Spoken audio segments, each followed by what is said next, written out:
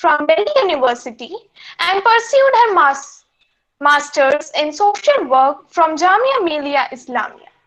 She has been working as an experiential educator and has been co-creating through this pedagogy with children and youth since 2015. She founded SEED, which stands for Society for Experiential Education and Development, in 2018, with a goal of taking experiential learning to children belonging to different backgrounds. Our second guest speaker is Mr. Pratik Rathore, who is a student of Tata Institute of Social Sciences, where he did Masters and Research in Human Resource Management and Labor Relations. Brought up in a Gandhian environment, he has used this learning to inform his subsequent works. Currently, he is working as an HR manager in bank. Now, I would like to invite Ms. Mariam to speak about Gandhiji and his principles.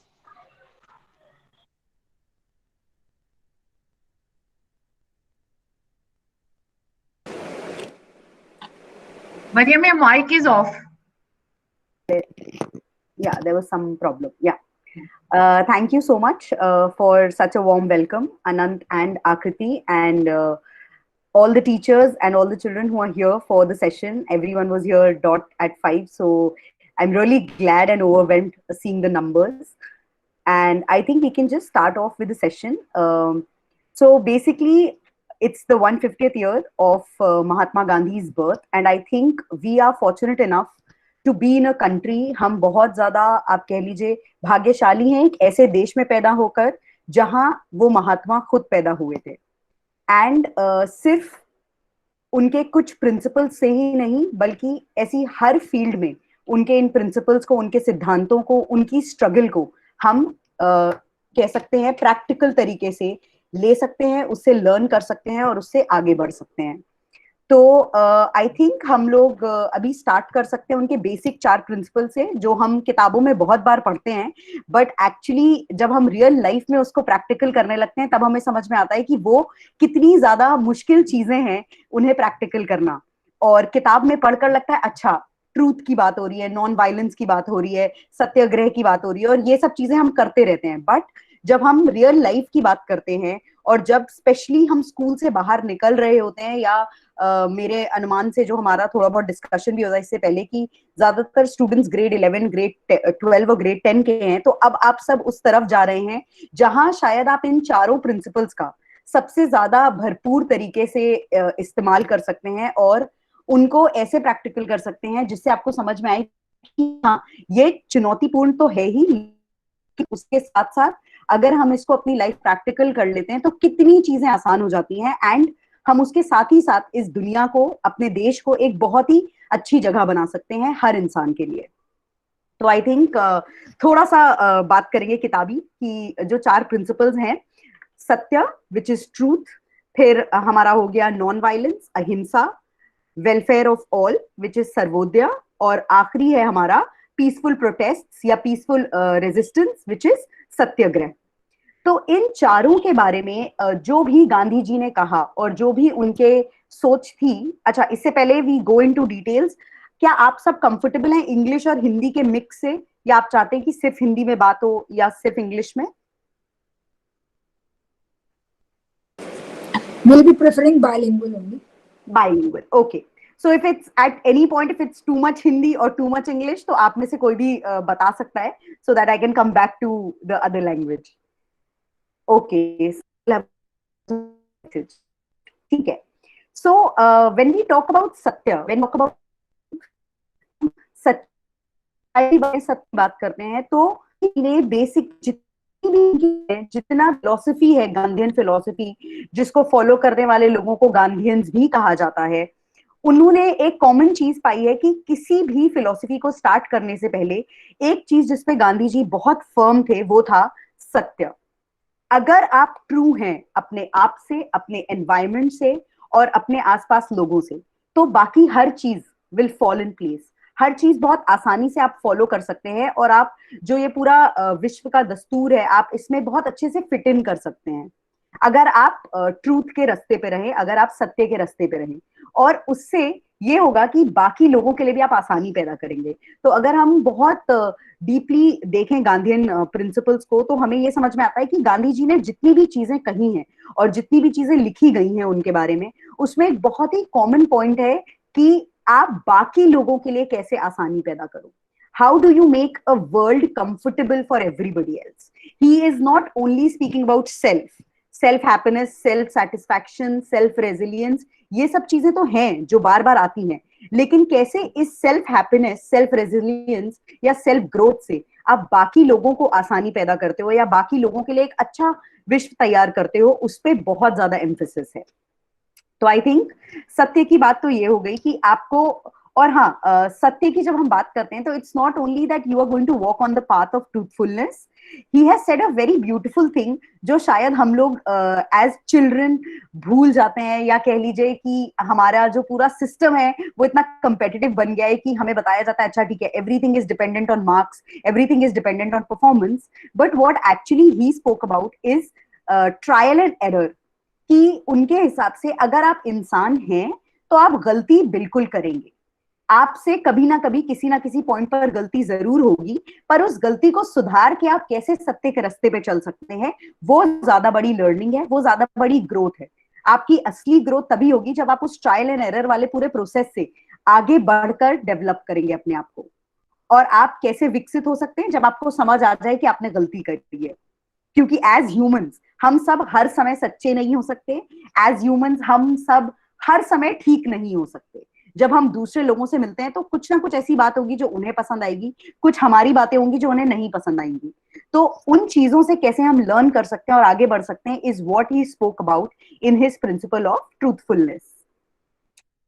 Now we come to non violence, जो एक बहुत ही कह लीजिए closely related principle है to the principle of satya, to the principle of truth. और non violence या अहिंसा की जो उन्होंने बात करी है, वो सिर्फ हमारे एक्शंस में नहीं होना है, हमारे थॉट्स और स्पीचेस में भी होना है। जैसे हम काफी बार सोचते हैं कि ठीक है, अगर मैंने किसी को सामने से मारा नहीं है तो मैं नॉन वायलेंट इंसान हूं, लेकिन हम काफी बार इन चीजों को अपने थॉट्स में कंट्रोल या फिल्टर नहीं कर पाते। हम अपने थॉट में किसी एक जाति के बारे में कुछ और सोचते हैं, हम किसी लिंग के बेसिस पे डिस्क्रिमिनेट कर सकते हैं, और ये सब चीजें हमें वायलेंट बिहेवियर की तरफ ले जाती हैं, ये सब चीजें हमें अहिंसा की तरफ ले जाती हैं। तो जो हम सोच रहे हैं उस सोच में भी अहिंसा को लाने के लिए आपको अपने एक्शंस और सोच को एक साथ एक पेडिस्टल पे लाना पड़ेगा कि आप जो सोच रहे हैं आप वैसे ही कर रहे हैं। तो अगर आप अहिंसा के प्रिंसिपल को सोचेंगे और उस लाइन पर चलेंगे, तभी आप अपने एक्शंस में भी वो चीज ला सकते हैं। और आप बिल्कुल ऐसा है कि जब आप अहिंसा का रास्ता अपनाएंगे तो आप देखेंगे कि समाज में भी बहुत सारी चीजें हैं जो खत्म हो रही हैं। जैसे अगर आप ट्रूथफुलनेस का रास्ता अपनाते हैं और ज्यादातर हमारे आसपास लोग हैं जो सत्य के रास्ते पे चलते हैं, तो हम एक करप्शन फ्री सोसाइटी बना सकते हैं। हम सबको पता है कि बहुत सारा जगहें हैं ऐसी हमारे खुद के देश में भी जहां करप्शन बहुत प्रेवलेंट है, और उस करप्शन को हटाने का एक ही तरीका है, वो है सच्चाई का रास्ता। और करप्शन के ही आगे आता है वायलेंस, और उसको हटाने का रास्ता है नॉन वायलेंस का पाथ। तो वही बात है कि जब हम लोग ये चीजें लिख रहे होते हैं या चीजें हम लोग सीख रहे होते हैं, लर्न कर रहे होते हैं अपने एग्जाम्स के लिए या सिविक्स के चैप्टर में, तो ये बहुत आसान लगता है। बट जब हम इसमें डेल्व डीप करते हैं तो हमें समझ आता है कि ओ, ये तो बहुत चैलेंजिंग है, क्योंकि शायद हम अपने सिबलिंग्स के साथ ही नॉन वायलेंट हो जाते हैं काफी बार, शायद हम अपने घर पे ही पेरेंट्स बच्चों के साथ या फिर ऐसे अपने दोस्तों के साथ हम नॉन वायलेंट हो जाते हैं, सॉरी। तो ये चीजें हैं जो हमें बहुत ज्यादा ध्यान में रखनी है, और इसके साथ ही आगे बढ़ेंगे तभी हम गांधीयन प्रिंसिपल्स के समक्ष ये चीजें सीख सकते हैं। अगला जो प्रिंसिपल है वो है welfare for all, which is सर्वोदया। और एक बहुत ही ब्यूटीफुल चीज है, एक बहुत ही खूबसूरत चीज है जो हमारे देश की संस्कृति है, जो सभ्यता है, जो हमारा कल्चर है, जो इतने सालों से आगे बढ़ रहा है, वो सर्वोदया का एक प्रिंसिपल है जिसपे टिका हुआ है। आप हर धर्म के लोगों की इज्जत कर रहे हैं, आप हर जाति के लोग की इज्जत कर रहे हैं, आप हर लिंग को वेलकम कर रहे हैं, और जब आप सबके बारे में सोच रहे हैं तो आप सर्वोदय के प्रिंसिपल के बारे में सोच रहे हैं और उस पर काम कर रहे हैं। तो उसको प्रैक्टिकल करने के लिए आपको समझना पड़ेगा कि जो बहुजन है, the people, the masses, are to be considered. जैसे गांधी जी ने एक बहुत ही बढ़िया लाइन कही अपने सर्वोदय को लेकर, सर्वोदय के प्रिंसिपल को लेकर, जिसका मतलब जो उन्होंने कहा कि बहुजन हिते बहुजन सुखे, good of the masses leads to benefit of the masses. तो मासेस का जो बेनिफिट है वो सिर्फ तभी हो सकता है जब हम सब मासेस के बारे में सोचें और ना कि अपने बारे में और सिर्फ कुछ इंडिविजुअल्स के बारे में। जो आज हम पूरी डिबेट देख रहे हैं न्यूज चैनल्स पे या अपना सोशल मीडिया पे या स्कूल्स में भी कि पुअरर आर गेटिंग पुअरर, गरीब गरीब होता जा रहा है, अमीर अमीर होता जा रहा है। तो इस गैप को हम कम कर सकते हैं सर्वोदय के प्रिंसिपल पे चल के, कि आज मेरे पास एक अच्छा स्कूलिंग है, आज मेरे पास एक अच्छा बैग है, तो कैसे मैं इस चीज को और लोगों तक पहुंचा सकूं, ना कि मैं अपना बैग अपग्रेड कर लूं, मैं अपना स्कूल अपग्रेड कर लूं और बाकी लोग पीछे छूट जाएं।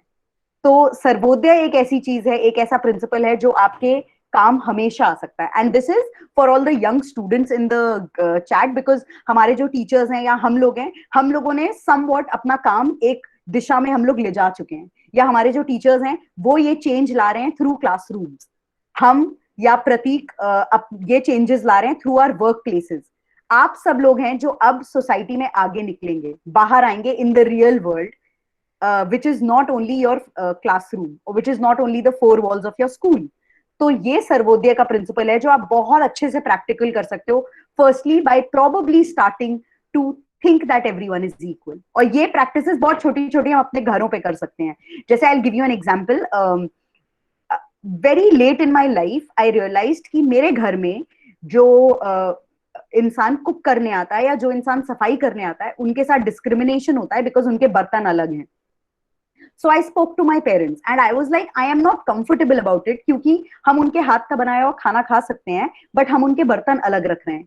And my parents were like, हाँ ऐसे ही होता आ रहा है, बिकॉज उन्होंने कभी ये बात सोची नहीं कि ओ इसको चैलेंज भी करा जा सकता है। उनके घरों में भी वही हो रहा था and then they were very uncomfortable in breaking this chain. So what I did is I started eating in their utensils. So everyone was very shocked at home. But now after that practice for some months, अब घर में किसी के भी बर्तन अलग नहीं है। तो आप समझ रहे हैं कैसे एक छोटा सा चेंज उन लोगों को भी जो हमारे यहाँ काम करने आ रहे हैं उनको भी कॉन्फिडेंस मिला। मेरे पेरेंट्स को समझ आया कि एक एज ओल्ड चेन जो है वो कितनी आसानी से ब्रेक करी जा सकती है अगर हम इस बात को ठान लें, और कैसे इस चीज को हम पॉजिटिवली आगे सोसाइटी में ले जा सकते हैं उन सभी लोगों के साथ जिनके साथ किसी ना किसी तौर पे डिस्क्रिमिनेशन हो रहा है। Now I will talk about the last principle which is satyagraha. और आप सोचिए कि सत्याग्रह एक ऐसा प्रिंसिपल है जो उस समय आया जब इंडिया में बहुत सारे चैलेंजेस थे, जब हम लोग बेसिकली जो सब कॉन्टिनेंट है वो एक ब्रिटिश रूल के अंडर था, और गांधी जी को और उनके साथ जितने भी ऐसे लोग इस स्ट्रगल में जुड़े हुए थे उनको बहुत जल्दी समझ आ गया कि ये एक प्रॉब्लमैटिक चीज है और हमें इस चीज को रेजिस्ट करना पड़ेगा, क्योंकि जो लोग हमारे ऊपर रूल कर रहे हैं वो हमें ऐसा बता रहे हैं कि वो हमें बचाने आए हैं, बट इसके साथ साथ वो जो बर्बादी लेकर आ रहे हैं वो सबके ऊपर हो रही है। तो सत्याग्रह जो उस समय हमें प्रोटेस्ट का तरीका मिला या पीसफुल प्रोटेस्ट का तरीका मिला, आज आप वो देश में बहुत जगह देख सकते हैं। I give you a very recent example of the farmer protest. तो आप देखिएगा, I hope you a lot of you are following news. जो नहीं भी फॉलो कर रहे हैं आप डिफरेंट वेब पोर्टल्स पे जा सकते हैं और देख सकते हैं कि कितने यूनिक तरीके से लोग प्रोटेस्ट कर रहे हैं। फार्मर्स हैं, उन्होंने अपने ग्रेन्स लाके स्टैक कर दिए, कोई मार पिटाई नहीं, कोई मारधाड़ नहीं, कोई किसी चीज को जला नहीं रहा, कोई किसी चीज को डिस्ट्रॉय नहीं कर रहा, लेकिन वो अपनी बात सरकार तक पहुंचाने के लिए बहुत ही पीसफुल तरीके से वो सत्याग्रह शुरू कर चुके हैं। एक पर्टिकुलर रीजन में सारे फार्मर्स फास्टिंग पर बैठ गए, फास्टिंग अनटू डेथ, जब तक उनकी बात ना सुनी जाए। तो ये तरीके हैं जिनकी बात गांधी जी ने बहुत साल पहले कर ली थी, और उन्होंने हमेशा ये मेंटेन करा कि इंडिया एक ऐसा नेशन है जहां इतने सारे कल्चर्स, इतने सारे रिलीजन्स को एग्जिस्ट करते हैं, तो यहाँ पर हमेशा एक रेजिस्टिव मोड बना रहेगा। और मैं जो भी बातें आज कर रहा हूं वो शायद आपको कुछ साल बाद आप इनको कॉन्टेस्ट करें या आप इनके अगेंस्ट हो, लेकिन आपको समझ आएगा कि आप इनको विद टाइम भी अपग्रेड कर सकते हैं। जैसे इन 4 प्रिंसिपल्स के बाद I could tell you very interesting thing कि गांधी जी के जिंदा रहते बहुत लोगों ने उन्हें बताया कि हम गांधीयन हो गए हैं, हम गांधी फिलोसफी फॉलो करने लगे हैं और हम अब गांधीवाद पर चलने लगे हैं। तो गांधी जी को ये बात बहुत अच्छी नहीं लगी। उन्होंने कहा गांधीवाद क्या है, देयर इज नथिंग लाइक गांधीइज्म, क्योंकि जो बातें मैं कर रहा हूं वो पहाड़ों जितनी पुरानी है। ही सेड सच्चाई के रास्ते पे चलना या नॉन वायलेंट होकर जिंदगी बिताना पहाड़ों जितना पुराना है। जितने पुराने ये पहाड़ हम देख रहे हैं अपने आसपास, उतनी पुरानी ये फिलोसफीज हैं। तो मैंने ऐसा कुछ नया नहीं बताया आपको। इट इज जस्ट दैट कि ये चीजें विद टाइम एडवांस होती रहेंगी और ये चीजों की आपको जरूरत पड़ेगी, बट इसका मतलब ये नहीं कि आप मेरे प्रिंसिपल्स को एक रिलीजन या एक कल्ट बना लें। आप इनको एक गाइडिंग लाइन समझ सकते हो और उनको फॉलो कर सकते हो, बट आगे आने के साथ जितने भी आपके चैलेंजेस होंगे और जैसे भी आपका देश आगे बढ़ेगा, जैसे भी डेवलपमेंट होगी, जैसे भी इंडिपेंडेंस के बाद चीजें होंगी, वो उसके हिसाब से आप अपने खुद के प्रिंसिपल्स अपना सकते हैं और देश में आगे बढ़ा सकते हैं। पर आपको हमेशा ये याद रखना पड़ेगा कि अगर आप अपने साथ एज ए ह्यूमन ऑनेस्ट हैं और आप अपने सराउंडिंग्स के लिए ऑनेस्ट हैं, तो ही आप राइट डायरेक्शन में वो काम कर पाएंगे।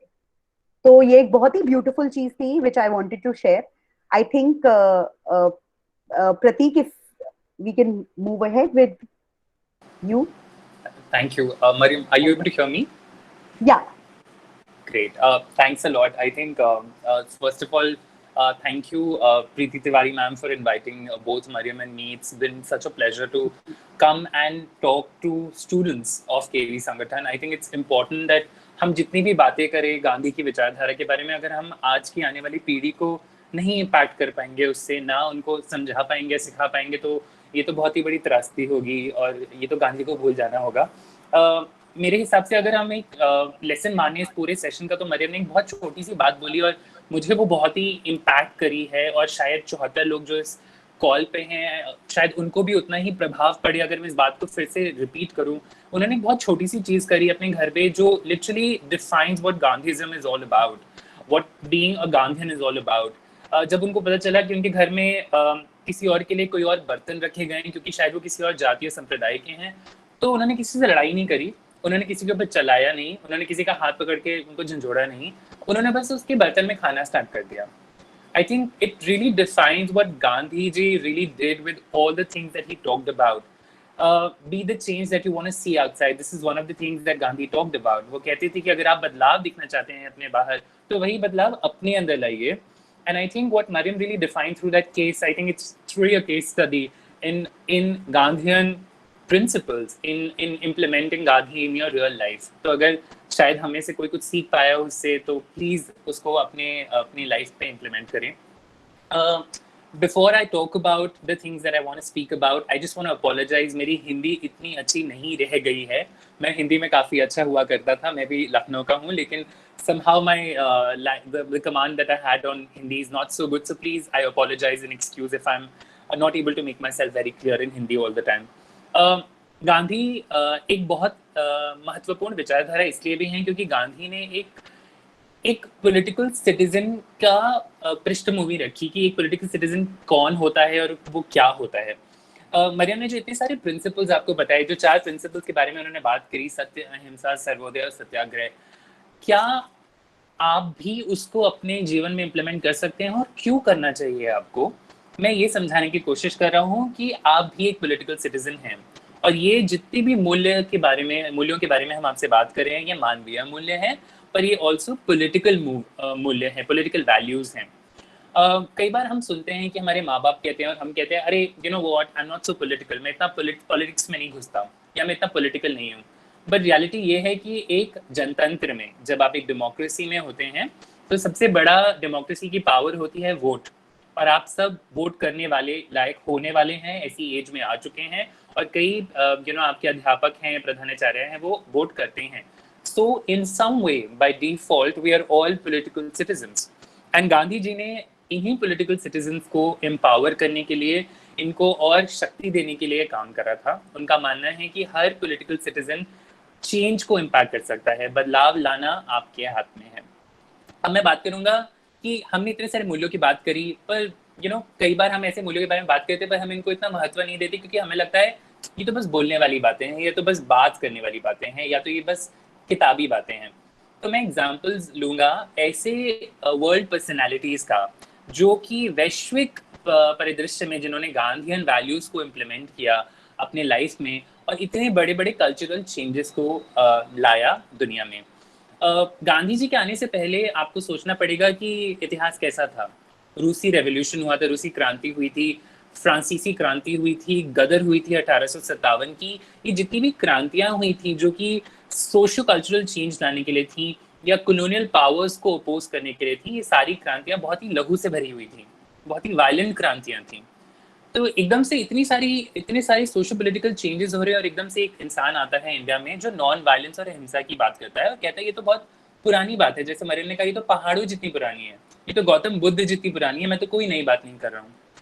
Gandhi was a person in the face of history who really changed the direction political movements were taking. He was a central figure that influenced people like Nelson Mandela, Martin Luther King, Khan Abdul Ghaffar Khan, Dalai Lama.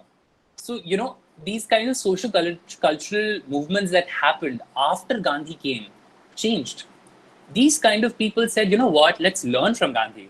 I think ahimsa really works. I think satyagraha really works. And all these people who got Nobel Prize after Gandhi have actually claimed कि उनके जीवन में जो सबसे बड़ा आदर्श था वो गांधी थे। इन सब ने ये माना है, जिनको नोबेल प्राइज दिया गया था, कि उनके मूल्यों पर चलकर ही उन्हें अपने अपने क्रांतियों में सक्सेस मिली। तो ये बहुत ज़रूरी है जानना कि लोग ऐसे हैं जो सक्सेसफुल हुए हैं बदलाव लाने में, जिन्होंने गांधीयन प्रिंसिपल्स को अडेप्ट किया अपने रोजमर्रा के जीवन में। तो पहली बात तो मैं ये इसको एज अ केस पुट करना चाहता हूँ आप सब बच्चों के बीच में कि देखिए कितने सारे लोगों ने विश्व में गांधी को अपनाया है और उनको सफलता मिली है। और यही रीजन है कि गांधी एक इम्पॉर्टेंट एस्पेक्ट है आपकी लाइफ के भी, क्योंकि आप एक इंडियन हैं। Gandhi was a big force behind our independence, and it's important for us to adapt his values in our day-to-day life. तो सबसे पहली चीज मैं ये आपके सामने रखना चाहता था। दूसरी चीज मेरे हिसाब से बहुत इम्पोर्टेंट है और मैं इसमें बिलीव करता हूँ, मेरी परवरिश एक गांधीयन एनवायरनमेंट में हुई है, जो शायद आकृति ने जब मुझे इंट्रोड्यूस कर रही थी तभी भी बोला था। तो कोई बहुत आराम से उस ऑडियंस में कह सकता है तो क्या हुआ, इसमें क्या फ़र्क होता है, क्या है गांधीयन एनवायरनमेंट में पला बढ़ना होना और नॉन गांधीयन एनवायरनमेंट। ज़्यादा फर्क नहीं है। अगर आप एक हिंदुस्तानी हैं तो कहीं ना कहीं गांधी आपकी ज़िंदगी में एग्जिस्ट करते हैं। मेरे पर दादा जो थे वो एक फ्रीडम फाइटर थे जो गांधी से बहुत इन्फ्लुएंस थे।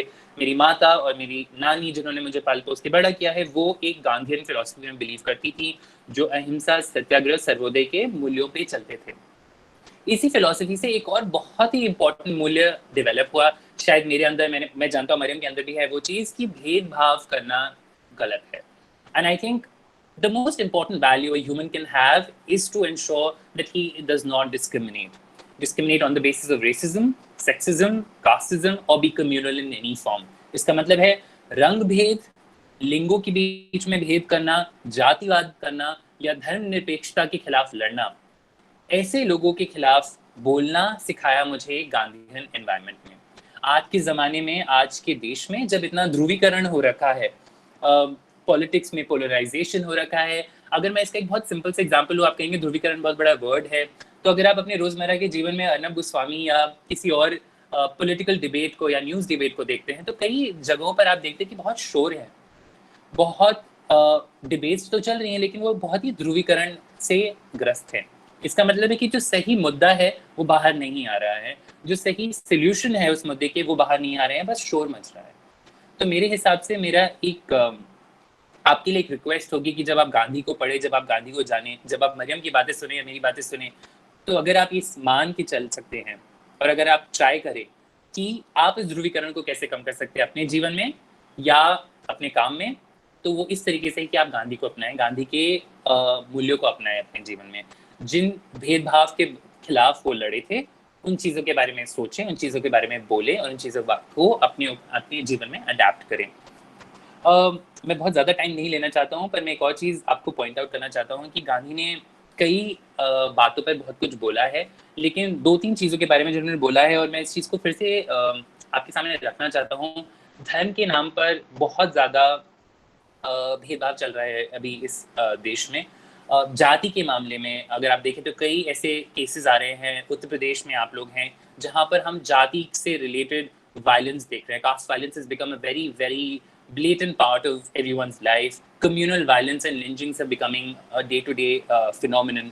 And a lot of times there are people around you that will preach you hate. नफरत फैलाने वाले बढ़ते चले जा रहे हैं, चाहे वो गवर्नमेंट में हो चाहे वो बाहर हो। मेरे हिसाब से अगर आप गांधी की एक भी किसी लर्निंग को याद रखना चाहते हैं वो ये है, नफरत ना करो, भेदभाव ना करो, चीज़ों को ध्रुवीकरण से बचो और समझो कि एक्चुअली सिचुएशन है क्या, और उसके बाद उस पर रद्द अमल करो। तो ये एक चीज़ है जो मैं बस आपके साथ शेयर करना चाहता हूँ। आखिरी बात मैं बोलूँगा, आप सब CBSE स्टूडेंट्स हैं, मैं भी CBSE स्कूल में पढ़ा हूँ, although I haven't studied in केंद्रीय विद्यालय, बट आई एम अवेयर कि आप लोगों की NCERT की किताबें होती थी जिसमें हमारे समय में गांधी जी का Jantar, Gandhi ji talisman used to be there always, and that was one principle through which Gandhi ji taught us how to really lead our lives, how to take decisions in life. So if you forget everything else, just always remember to open your NCERT books and go on the first page. And what does it really say? कि कभी भी जीवन में आप doubt में हो, कभी भी आप जीवन में सोच रहे हो कि मैं क्या करूं क्या ना करूं, हमेशा एक बात याद रखिएगा कि आप जो भी डिसीजन लेना चाह रहे हैं, इनमें जाकर आपने अपने जीवन में जो सबसे गरीब, सबसे इम्पोवरिश, सबसे ओप्रेस्ड इंसान को देखा है, क्या आपका वो डिसीजन, क्या आपका वो निर्णय उसके जीवन को बदलने में कारगर साबित होगा? अगर होगा तो वो सही डिसीजन है, और अगर नहीं होगा तो शायद आपको अपने डिसीजन को रीथिंक करना चाहिए। I think it's a very good rule to keep in mind whenever you're thinking of making really big decisions and suffering from some dilemma or the other. So I think one thing you can do is just have a cutout of that talisman and put it on your work desk to remember how to truly follow Gandhi's path. That's all I wanted to say. मैं बस यही कहना चाहता था, be kind to each other, and the only way to follow Gandhi is to preach love and kindness. Mariam, over to you. Thank you Prateek. I think बहुत अच्छे से आपने जो पूरा फॉरेन इम्पैक्ट और कॉन्टेक्स्ट समझाया, उससे हमें ये समझ आता है कि Gandhi is not only Indian, it's basically a school of thought that is everywhere, it's international, and there are so many people जिनकी जिंदगी इम्पैक्ट हुई है महात्मा गांधी की वजह से, जो एक्चुअली वो डिजायर्ड चेंज ला पाए दुनिया में। So all our peace prize winners, all these people who are bringing about change, या for that matter आप अपने आसपास की संस्थाएं भी देखेंगे ना, बहुत सारी संस्थाओं में आपको एक कॉमन चीज मिलेगी कि ये जितने भी नॉन गवर्नमेंटल ऑर्गेनाइजेशंस हैं, NGOs हैं, जो बच्चों के लिए काम कर रहे हैं, जो विडोज के लिए काम कर रहे हैं, जो बूढ़े लोगों के लिए काम कर रहे हैं, किसी भी फील्ड में काम कर रहे हैं, वो कहीं ना कहीं बहुत हद तक गांधी जी के प्रिंसिपल से इंस्पायर्ड हैं, and that is something that gives us the strength to understand कि हाँ, ये चीज चलते रहनी चाहिए। जैसे प्रतीक ने एक बहुत अच्छी बात कही कि अगर हम अपने बच्चों में ये चीज नहीं शुरू करेंगे या बच्चों में ये चीज आगे नहीं बढ़ाएंगे, तो समवेयर डाउन द लाइन ये फिलॉसफी, ये स्कूल ऑफ थॉट, एक इतना ऐसी पर्सनालिटी कहीं ना कहीं वो डिमिनिश होता रहेगा, और जो असर या जो इम्पैक्ट दुनिया में इस फिलॉसफी से हो सकता है वो कम होता जाएगा। तो I think its food for thought for all of us कि हम कैसे इसको और आगे बढ़ा सकते हैं। And now in this section I think the principal sir is here. We welcome you, sir. I think we had a very interesting conversation before this, and जो आगे हमारा सेशन बचा है उसमें भी हम लोग और इंटरेस्टिंग चीजें बातें करेंगे related to Mahatma Gandhi. So without further delay, I would like to talk about Gandhi and education, or Gandhi and his philosophy of education. तो आप में से कोई भी 2-3 बच्चे randomly, कोई ऐसा ना, I'm not going to take names, अपना माइक अनम्यूट करके can you just give me an answer to this question कि आपके हिसाब से आपकी पढ़ाई कब तक चलती है? Like till what time does your education go on? आप कितने साल के हो जाते हैं या आप कब तक पढ़ सकते हैं? Ma'am life time.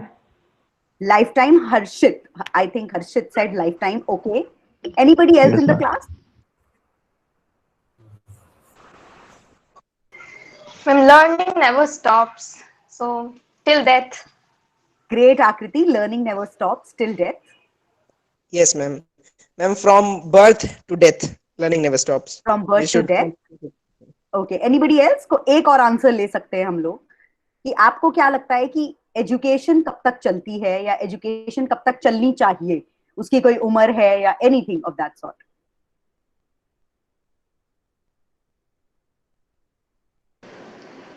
Okay, then. Education की तो कोई उम्र नहीं होती, पर एजुकेशन हमें जिससे मिले हमें उससे ले लेनी चाहिए, चाहे हम जवान हो या बूढ़े, क्योंकि कभी पढ़ाई खत्म नहीं होती। Great, Shikhar. I am so happy with these answers. Probably because जो बात हम आगे करने वाले हैं ये उससे काफी मिलती जुलती है. But I am happy कि आप ये बात समझ पा रहे हो because honestly, I come from an ICSE school और अगर मेरे से ये बात कोई पूछता तो I would have said school में जब थे तो ये बोला जाता तो ये बोल सकते थे कि अच्छा मास्टर्स कर लेंगे या PhD तब तक पढ़ाई चलेगी उसके बाद अच्छी नौकरी मिल जाएगी. बिकॉज हमारा एक बहुत ही सेट पैटर्न है, राइट? हमें बताया जाता है कि हम इस क्लास से दूसरे क्लास में ग्रेजुएट हुए हैं तो हमें अच्छे नंबर लेकर आने हैं. 10th है तो नंबर अच्छा आएंगे तो 11th में अपने मन के सब्जेक्ट्स मिल जाएंगे और वो मन के सब्जेक्ट्स यूजुअली हमारे पेरेंट्स की चॉइस होती है. फिर पेरेंट्स की चॉइस के बाद हम देखते हैं कि किस में क्या कंपटीशन है और किस करियर को ज्यादा वेटेज मिल रही है. फिर हम 12th के बाद वो करने लगते हैं and everything comes down two marks, right?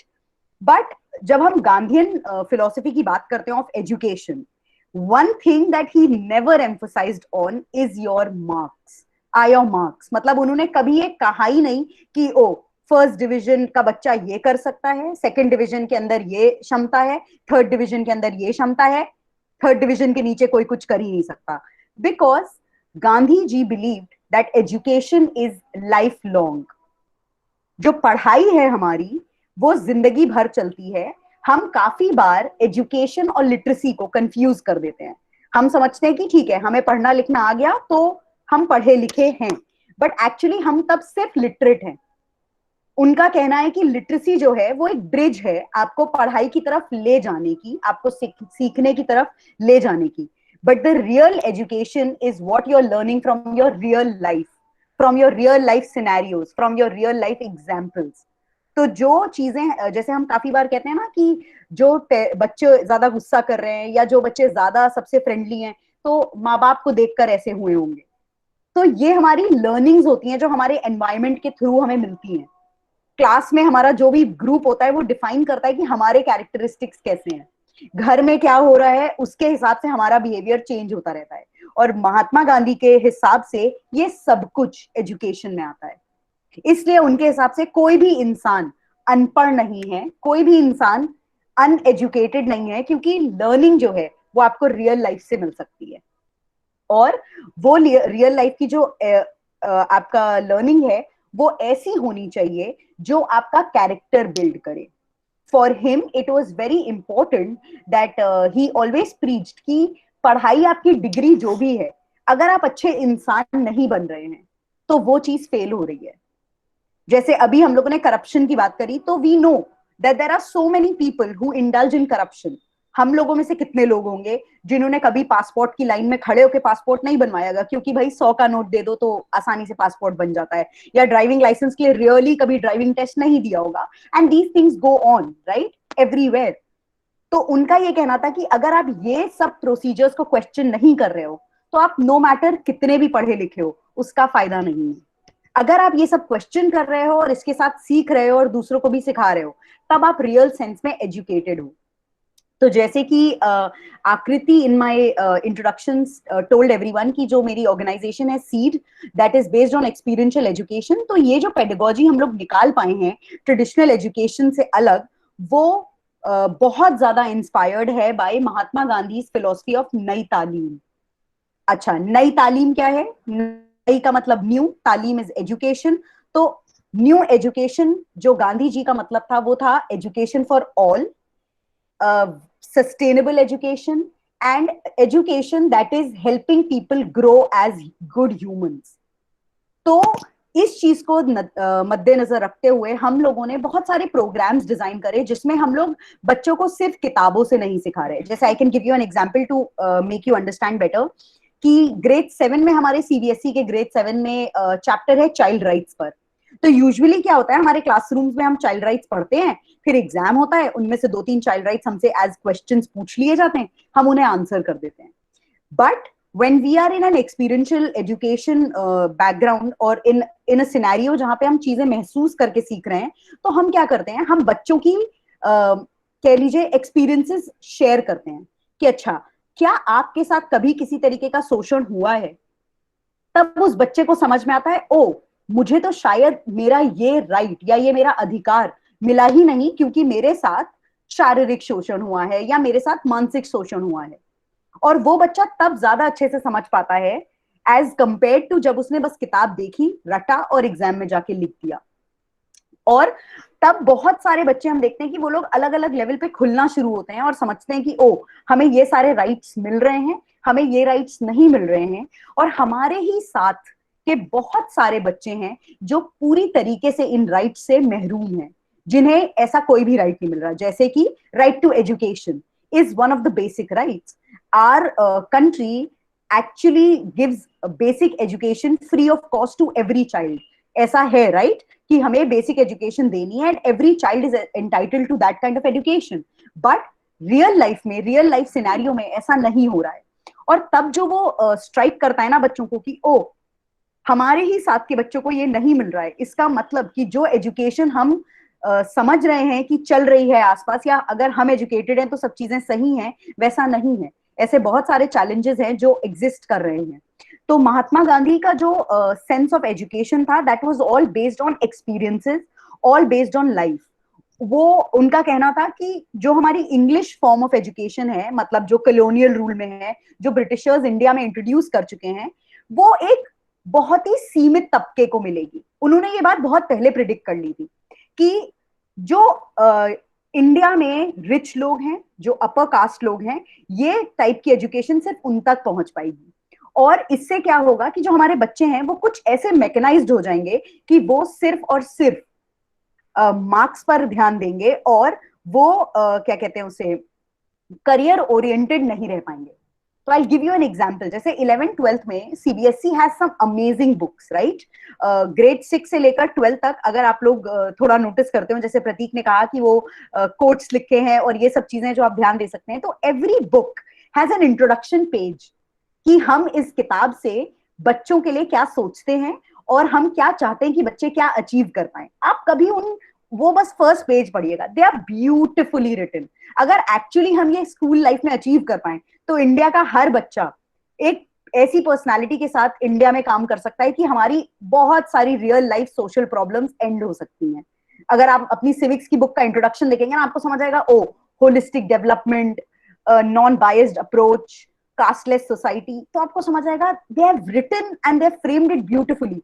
लेकिन वो जो पूरा हमारे पास ऊपर जो पूरा इंग्लिश सिंड्रोम है ना, वो पूरा व्हाइट सिंड्रोम की, हाँ हमें अंग्रेज होना है, या फॉर दैट मैटर अगर हम अंग्रेजी में बात करेंगे तो हमारी ज्यादा रिस्पेक्ट होगी या ज्यादा एक्सेप्ट होंगे हम सोसाइटी में, ये गांधी जी ने पहले ही बता दिया था कि ये बहुत बड़ा डेंजर है, क्योंकि ये बच्चों को बहुत प्रैक्टिकली सोचने से रोक देगा। आई गिव यू एन एग्जाम्पल। जैसे फॉर अस, हम यूपी में रहते हैं और हम लोग की ज्यादातर जो लैंग्वेज है वो हिंदी, उर्दू या हिंदुस्तानी है।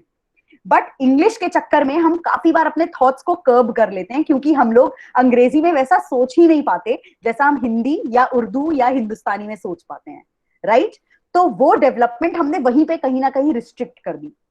और उसी के कंपैरिजन में जब हम लोग ये देखते हैं कि ओ, हमें अपनी लैंग्वेज में क्या क्या करने को मिल रहा है, तो हमें समझ में आता है कि इतने सारे वेंचर्स हैं जो हमारे खुल सकते हैं, और हम सिर्फ सोसाइटी में एक्सेप्ट होने के लिए ये काम नहीं कर रहे। तो Gandhi ji spoke about this and he said कि अगर आपको अपने बच्चों को करियर ओरिएंटेड बनाना है, अगर बच्चों को रियली एजुकेशन देनी है और एजुकेटेड बनाना है, तो उन्हें रियल लाइफ से जोड़ना पड़ेगा। एक क्लास 7th या 8th के बच्चे को जब आप टेक्सटाइल्स के बारे में सिखाते हो, तो आप सिर्फ उन्हें चार्ट बना के नहीं दिखा सकते कि कॉटन की प्रोडक्शन यहाँ होती है, राइस यहाँ बनता है, क्लॉथ यहाँ आता है, सिल्क यहाँ बनता है। आपको उन्हें वो टच करके दिखाना पड़ेगा। आपको उनको बताना पड़ेगा कि ये धागा अगर इस धागे से मिल रहा है तो ये टेक्सटाइल बनेगा, जिससे उन्हें समझ आएगा कि ओ, मेरे अंदर भी ये कैपेबिलिटी है कि मैं ये बना सकती हूँ या बना सकता हूँ। तभी ये जो पूरा चरखा रेवोल्यूशन था महात्मा गांधी के टाइम में, वो हो पाया। उन्होंने जब एजुकेशन स्टार्ट करी लोगों के साथ, और ये सारे बाय द वे जो लोग ज्यादातर इंडिपेंडेंस मूवमेंट का हिस्सा थे, वो कोई पढ़े लिखे और बहुत हाई फाई स्कूल जाने वाले लोग नहीं थे, वो मासेस थे। वो पूरा हमारा लेबर क्लास था जो महात्मा गांधी के साथ जुड़ा, क्योंकि उन्हें इन चीजों पर एजुकेशन मिली। तो जब उन्हें चरखे से अपना कपड़ा बनाना आने लगा, तो उन्हें समझ में आया कि उनकी एक्चुअल स्ट्रेंथ क्या है। और जो नैरेटिव उनके सामने अंग्रेज पेश कर रहे हैं कि हम तुम्हें बचाने आए हैं और क्योंकि हम हैं इसलिए तुम्हारी रिकॉग्निशन बढ़ रही है, तब लोगों को समझ आया कि नहीं, this is something that is there to trap us. तो उन्होंने एक नॉन फॉर्मल एजुकेशन मूवमेंट से बहुत सारे ऐसे लोगों को एजुकेट कर दिया जो शायद कभी फॉर्मल स्कूलिंग का हिस्सा भी नहीं बने। तो जब हम महात्मा गांधी की एजुकेशन की बात करते हैं तब हमें ये समझना है कि रियल लाइफ को जब तक हम एजुकेशन से नहीं जोड़ेंगे तो हम एज अ होल नहीं ग्रो कर सकते। आई give you an example of Lucknow के स्कूल्स। आप लखनऊ के किसी भी स्कूल का ब्रोशर उठा लीजिए, पहली लाइन होती है holistic development of the child. पर अगर आप 12वीं के बच्चे से कभी पूछ लेंगे ना, साइंस के स्टूडेंट से, कि रेफ्रिजरेटर कैसे बनता है या रेफ्रिजरेटर बंद हो गया तो आप कौन सा पार्ट खोल के उसको सही कर सकते हैं, that kid will be blank, क्योंकि उसने स्कूल में सीखा है E is equal to MC square, जो उसको एग्जाम्स में लिखना है और उसके मार्क्स उसको मिल जाने हैं। So we need to realize that we have to get behind the why of things which Gandhi ji also preached, कि सिर्फ ये समझ लेना कि ये क्या है, A plus B is equal to this, इससे काम नहीं चलेगा। Why is A plus B is equal to this, इससे काम चलेगा। तो his education system was getting behind the whys of things। जैसे आजकल क्या आप लोगों ने 10th या 9th में पढ़ा होगा कि हिटलर किल्ड 6 मिलियन जूस। अब हमें वो नंबर रट गया है अपने दिमाग में कि अच्छा हिटलर आया और उसके टाइम में फांसीवाद बढ़ा, नाजिज्म के थ्रू 6 मिलियन जूस मर गए या उनको हटा दिया गया, उन्हें लैंडलेस कर दिया गया, उन्हें स्टेटलेस कर दिया गया। बट जब तक हम उनके रीजंस नहीं समझेंगे तब तक हम ये नहीं समझ पाएंगे कि इतिहास पढ़ना जरूरी क्यों है, और वो चीज अब ना हो इसके लिए उसको उस सिनेरियो को समझना जरूरी है। So that is what Gandhi ji spoke about, and his form of education was nurturing and development of your body, mind and spirit। और इनमें से आप कुछ भी छोड़ नहीं सकते, वरना फिर आप एजुकेशन के उस लाइन में बहुत कम चीजें सीखेंगे और आप शायद सिर्फ लिटरेट रह जाएंगे पर एजुकेटेड नहीं हो पाएंगे। आई थिंक अगर किसी का कोई डाउट है या कुछ भी ऐसा जो यू वांट टू शेयर, या एनीथिंग जो आपको लगता है कि छूट गई है and you want me to talk about, I can do that as well. Deepti ma'am, कोई क्वेरीज आई थी मैम? नहीं, अभी तक कोई चैट बॉक्स में तो ऐसा कुछ नहीं आया। एक्चुअली हमारे दोनों ही स्पीकर्स इतनी अच्छी तरह से बता रहे हैं, मैं खुद ही बिल्कुल पूरी तरह से खो के सुन रही हूँ। जो सच्चाई है वही है। भले ही सारी बातें हम लोगों की जानी हुई है, सुनी हुई है, लेकिन आप लोगों का जो तरीका है बात करने का या जो आप जिस तरह से बता रहे हैं वो वास्तव में बहुत अधिक प्रशंसनीय है। और हमारे सारे बच्चे भी इससे बहुत अधिक लाभान्वित हैं। और एक बात, चूंकि बीच में हमारे प्राचार्य जी ने यहाँ पर हम लोग को ज्वाइन किया था और मरियम मैम ने बताया भी, तो एक बार हम अपने पूरे विद्यालय परिवार की ओर से और अपने गेस्ट स्पीकर्स की तरफ से भी आदरणीय प्राचार्य जी का स्वागत करते हैं। प्राचार्य जी का स्वास्थ्य थोड़ा अच्छा नहीं है, इसलिए शायद वो अभी इस समय सामने नहीं आ पा रहे हैं, लेकिन वो हमारे साथ जुड़े हैं, ये हम सबके लिए एक अच्छी बात है। और आप लोगों के सम्मान में ही वो जुड़े, क्योंकि आप जैसे वक्ता हमारे बीच में उपस्थित है तो निश्चित तौर पर हमारा ये कार्यक्रम जैसा होना चाहिए उससे भी बहुत अच्छा हुआ है और हम सभी के लिए बहुत उपयोगी है। और मैं चाहूंगी अब अनंत बेटा, क्या हमारी उपराचार्य मैम है बीच में, हमारी प्रीति तिवारी मैम? हाँ, प्रीति वाला मैम बोलिए। नहीं, मैम को ही इनवाइट करेगी वाइस मैम को, अगर बोलना चाहिए। अच्छा जी। ये दोनों ही स्पीकर्स जो हैं, जो कि अभी इतने बर्डिंग और अपकमिंग्स हैं, बहुत ही अच्छा ब्राइट फ्यूचर लग रहा है। और जो बोलने की शैली है, the way they threw their ideas, their voice modulation इतना अच्छा था कि आप बिल्कुल हिप्नोटाइज हो गए रादर, कि क्या इतना सामान्य बातें सामान्य भाषा में बहुत अच्छी। गांधी जी से तो हम भी बहुत अधिक प्रभावित रहे, क्योंकि गांधी जी एक आर्ट ऑफ लिविंग की तरह है। एक वो उनका कोई फिलॉसफी को अगर हम लेते हैं तो हम उसको इम्बाइब नहीं कर सकते हैं। और आजकल हम किसी भी इंसान को कहते हैं कि वो अच्छा है तो लगता है कि उसमें वो सारी बेसिक चीज़ें अगर होती हैं जो कि यूनिवर्सल ट्रूथ है, तो उन्हीं यूनिवर्सल ट्रूथ को ही हम लोग कहते हैं। तो लगता है कि वो चीज़ें शायद उस सदी में भी बहुत कम थी, क्योंकि महात्मा गांधी को उसकी ज़रूरत उस समय भी पड़ रही थी। और एक ताज्जुब होता है कि एक अरसे के बाद भी, इतने समय के बाद भी, हमको आज भी वो कहीं ना कहीं वो मानवता की कमी, वो सत्य की कमी, या कहीं उस शिक्षा में कमी खो जाने को होता है कि इतनी पुरानी बातें हम आज तक अपने डीएनए को चेंज क्यों नहीं कर पाए। एक बहुत बड़ा $1 मिलियन क्वेश्चन होता है कि आखिर क्या बात है, क्या कमी है हम में कि सब कुछ पता हो के भी हम बच्चों तक वो चीज़ें नहीं पहुंचा पाए, कहीं ना कहीं कुछ खामियां हैं अपनी उस चीज़ों में। और गांधी जी से तो बहुत से बड़े बड़े लोग, जबकि आप स्टीव जॉब को देखेंगे वो भी महात्मा गांधी के बहुत बड़े फैन थे।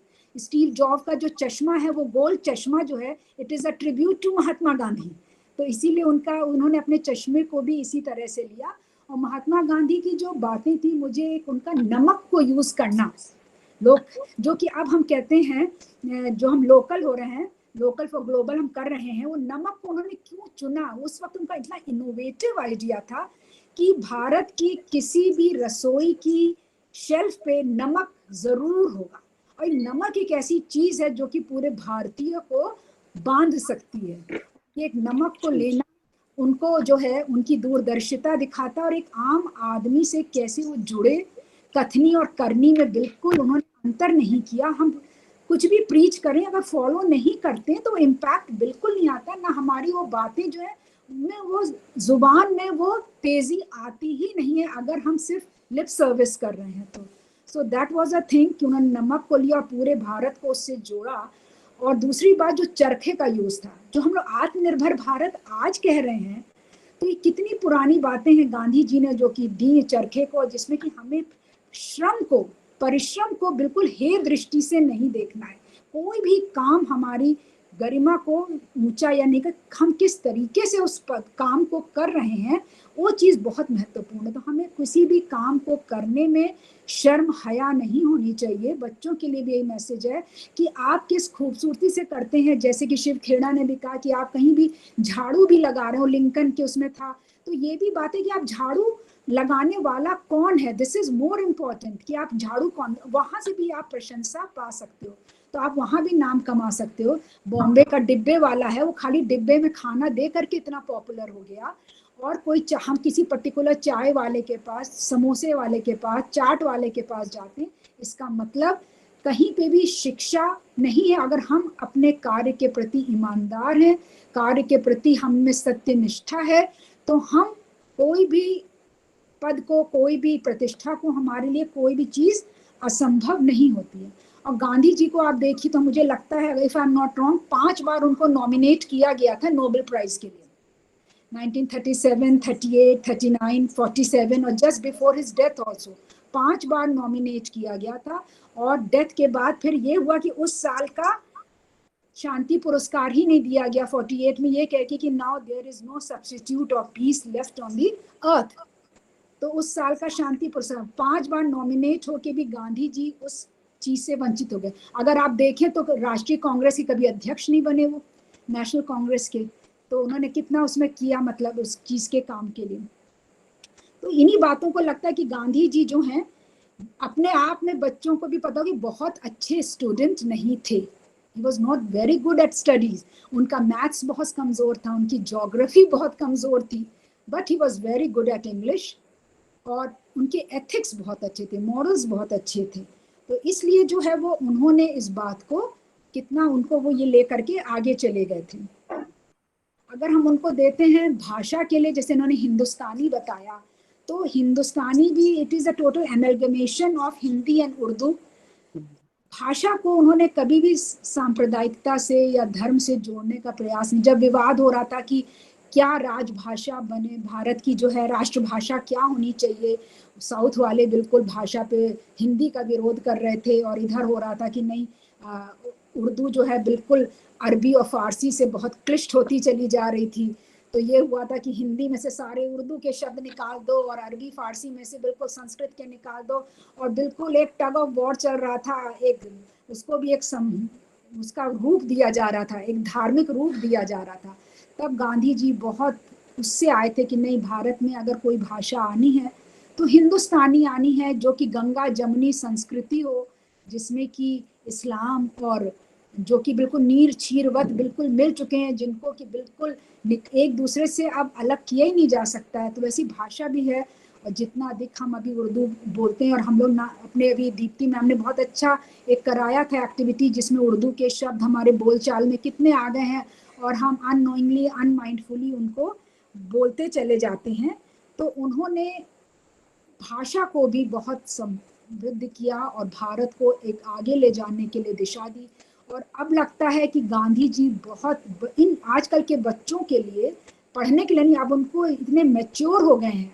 हमारा 11th-12th का बच्चा इतना मैच्योर हो गया, शायद हम लोग मास्टर्स में भी, एटलीस्ट आई फील, हम इतने मैच्योर नहीं थे, इतना एक्सपोजर नहीं था, इतना मीडिया नहीं था कि वो कर सके। तो अब जब गांधी जी फास्ट करते थे और लोग जुट जाते थे कि कैसा व्यक्ति जो 21 दिन तक बिना खाए पिए आमरण अनशन कर देता है। और तब ब्रिटिश लोग होते थे तो मीडिया में, प्रेस में ये खबर छापने नहीं देते थे, क्योंकि अगर भारतीय जनता को ये पता चल गया कि महात्मा गांधी, क्योंकि तब टीवी या ऐसा मोबाइल तो था नहीं, लोगों तक खबर जो है प्रेस के थ्रू आती थी और प्रेस पे पूरा आधिपत्य हमारे अंग्रेजों का होता था। तो वो इतने डरते थे कि महात्मा गांधी की खबर अगर जनता में पहुंच गई तो ये आंदोलन इतना उग्र हो जाएगा कि जिसको कि वो संभाल नहीं पाएंगे, और जो चीज 1947 में हुई वो बहुत पहले ही हो जाएगी। तो इसलिए गांधी जी की खबरों से बहुतों को वंचित रखा जाता था कि वहां तक वो खबर पहुंच ही ना पाए, उनकी खबर वहां तक ना पहुंचे। तो गांधी जी यही कहेंगे कि he was an one man army, अकेले ही एक फौज थे, और ऐसा करिश्मा था उनकी व्यक्तित्व में। लुई फिशर ने तो उनको बहुत कुछ कहा, नंगा आदमी, लंगोटी का आदमी, बहुत कुछ न्यूयॉर्क टाइम्स में उनके बारे में अभद्र टिप्पणी की जाती थी, और जितनी अभद्र टिप्पणी की जाती थी वो उतने ही लोकप्रिय भारत में होते चले जाते थे। तो अगर व्यक्ति में क्षमता हो तो उन्होंने जो किया, उस वक्त वो 4 कॉन्टिनेंट में उनका आंदोलन फैल गया, 12 देशों तक वो आंदोलन चला गया। इसका मतलब हम लोग जो है कभी भी मोहताज नहीं है टेक्नोलॉजी के, मीडिया के, इंटरनेट के। अगर करने में हम पूरी शिद्दत से करेंगे कोई काम तो वो ज़रूर हमें जो है सफलता देगा।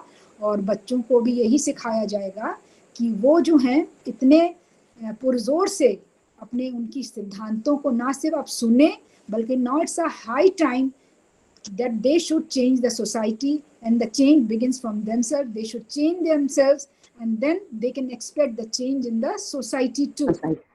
That is the thing. They should imbibe the thing. They should not only hear what we are saying, rather they should listen it. Listen means you are with the imbibing, you are just getting into your memory that what are the impact of this thing. And if with this session, if 1 or 2 student is also motivated, then this is very fruitful, because nothing is impossible, and there are so many Gandhis still among us, and there's only a thing that we have to ignite their power, make them aware of their power, that one day they can also change the world. And this is the need of the hour also, that India needs very good citizen, very good human being, and which is for the Indian legacy is known for in the whole of the world. With these words, I once again thank both the speakers and Preeti Bala ma'am for organizing and enlightening us with all the speakers. Thank you so much. Thank you, ma'am. I'll call on Anant. Where is Anant? Preeti ma'am, I just want to mention something I forgot.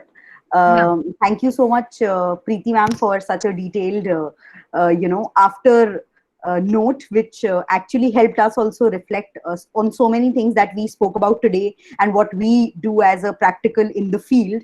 And I think I wrote one example which I forgot to mention it to children, कि काफी लोग इस समय ये सोच रहे हैं कि ओ practical knowledge is so much more helpful than theoretical knowledge, और हमें इन चीजों के बारे में सीखना चाहिए या समझना चाहिए। तो गांधीयन प्रिंसिपल्स पे 2 मॉडल स्कूल्स चलते हैं महाराष्ट्र वर्धा में, which you can search on Google, और आपको दिखेगा कि उनके करिकुलम्स इतने ब्यूटिफुली डिजाइंड है कि वहां से जो बच्चे बाहर निकलते हैं, they are actual engineers, they start engineering in their schools। वो बच्चे अपनी सब्जी खुद उगाकर खाते हैं, उसे काटकर बनाकर, वो खुद बच्चे सीखते हैं कि अच्छा पेस्टिसाइड्स के क्या आफ्टर इफेक्ट्स हैं। तो all these things are actually being done practically in those Wardha schools। तो आप में से जिसको भी इंटरेस्ट हो आप प्लीज सर्च करिएगा, because they are actually working very hard on like taking forward the Gandhian principles. So you all can just see that and learn from there. आप एडमिशन भी ले सकते हो after your class 12, so they do that as well. Thank you, Mariam. Anant, Anant, please. Preeti वाला ma'am, इनके जो brother का बेटा है वो वहाँ वर्धा में प्रोफेसर हैं, मिस्टर राय का, JS राय सर का। तो उन्होंने जब बताया तो उन्होंने कहा कि मैडम मेरा तो भतीजा है वर्धा में, और उन्होंने फिर उनकी फोटो दिखाई और उनका पूरा दिखाया। तो मैंने कहा sir now it is too late, अगर हमें जरा सा भी पता वी कुड हैव, हाँ, तो हमने कहा चलिए अभी तो इनकी एनिवर्सरी हो है, 150th हम लोग मना ही रहे हैं, नेक्स्ट टाइम उनको जरूर इनवाइट करेंगे वर्धा से, अगर डायरेक्टली हम लोग को वर्धा के प्रोफेसर्स मिलते हैं तो बहुत अच्छा। Thank you so much. Sure ma'am. Anant, can you hear me? Deepti ma'am, Anant, where is Anant? Deepti ma'am can wind up अगर अनंत नहीं है तो। हाँ, 1 मिनट मैडम, प्रीति मैडम और रेस्पेक्टेड स्पीकर्स। हाँ, नमस्ते सर। नमस्ते sir. Very nice session for everyone. I think it was the good presentation as well, and I hope that many students will go further in the study of Gandhi and try to adopt the principles of Gandhi ji in day-to-day life. That is the only success of such programs. हम जरा सा भी यदि इन सब बातों को अपने जीवन में लागू कर लें तो बहुत कुछ गांधी जी के सपनों को हम लोग जी साकार कर सकते हैं। और बहुत ही अच्छी बात है, बहुत सरल तरीके से, जैसा कि बाकी दीप्ति मैडम ने भी कहा, आपने भी कहा, तो that was a nice way of presenting the thoughts of Gandhi ji. Thank you everyone, I enjoyed the session. Thank you everyone. Thank you sir. Anant बुलाया, I think. Thank you so much, sir, for being Thank you, sir. not well also you joined and you really motivated us, sir. We'll be needing your inspiration in the days to come and the webinars to be conducted in the future also. Thank you, sir. बहुत बहुत धन्यवाद sir. जैसा कि अभी उप प्राचार्य जी ने कहा कि सर का स्वास्थ्य अच्छा नहीं है, फिर भी वो हमारे साथ जुड़े और उन्होंने अपने विचारों से भी हमें अवगत कराया। एक बार पुनः हम सभी की ओर से आपको बहुत बहुत धन्यवाद। और जैसा कि हम सब जानते हैं, अगर हम लोग गांधी जी के बात, गांधी जी की शिक्षाओं पर, गांधी जी की नीतियों पर, यहाँ तक कि उनकी जीवन शैली पे भी अगर बात करने को आएंगे तो शायद बहुत देर हम लोग और भी बात कर सकते हैं। और जैसा मुझे देखने में आ रहा है, जैसा समझ में आ रहा है कि हमारे जो दोनों अतिथि वक्ता हैं वो अपने आप में इतना सारी बातें, इतना सारा ज्ञान समेटे हुए हैं कि अगर उनको मौका दिया जाए तो शायद वो अभी और काफी देर तक इस बारे में बात कर सकते हैं। और ये हम लोगों का सौभाग्य है कि हम आप जैसे वक्ताओं को सुन पा रहे हैं। और भले ही आप उम्र में हमसे छोटे हैं, लेकिन वास्तव में आपका ज्ञान, हम मानते हैं कि आप हमसे आगे हैं। और आपका जो तरीका है, जो आपकी प्रस्तुति है, और सबसे बड़ी बात जो आत्मीयता है, मतलब ऐसा नहीं लग रहा कि कोई बाहर वाला व्यक्ति हमारे साथ जुड़ा हुआ है, हमें ऐसा लग रहा है जैसे हमारे बीच का ही कोई व्यक्ति है जो हमसे बात कर रहा है। और वो केवल मुझे नहीं, मेरे बच्चों को भी ऐसा ही लग रहा होगा, ऐसा हमें पूरा विश्वास है। तो एक बार आप दोनों के लिए केंद्रीय विद्यालय गोमती नगर परिवार की ओर से, आदरणीय प्राचार्य जी की ओर से, उप प्राचार्य जी की ओर से, और हम सभी शिक्षक साथियों के साथ साथ हमारे सभी विद्यार्थियों की ओर से आप दोनों को बहुत बहुत साधुवाद। आपने हमारी इस बात को, हमारे इस आग्रह को आपने स्वीकारा और अपने महत्वपूर्ण सुझावों से हम सबको अवगत कराया, हमें लाभान्वित किया। आप दोनों के लिए एक बार बहुत बहुत शुभकामनाएं। और राष्ट्रपिता महात्मा गांधी जी के लिए 2 पंक्तियां। समय की बहती धारा में सब ही बह जाया करते हैं, समय की बहती धारा में सब ही बह जाया करते हैं, कुछ बिरले ही होते हैं जो इतिहास बनाया करते हैं। और ऐसे ही बिरले व्यक्तित्व के स्वामी थे राष्ट्रपिता महात्मा गांधी। और हम सबके लिए ये एक अच्छी बात है कि हम आज उनकी नीतियों पर विचार कर रहे हैं और अपने अतिथि वक्ताओं के माध्यम से पुनर्जीवित हो रहे हैं। एक बार पुनः पूरे विद्यालय परिवार की ओर से माननीय अतिथि वक्ताओं को बहुत बहुत धन्यवाद और बहुत बहुत आभार। Thank you. Thank you so much. Thank you so much. Thank you, Preeti Wala ma'am also. Thank you. Anini ma'am, thank you so much. Mariam, thank you so much. Thank We'll you. love to hear you again. Definitely, definitely. Thank you to each student who has been so patient and also sending some of their thank yous and everything in the chat. Thank you so much. Yes. Thank you.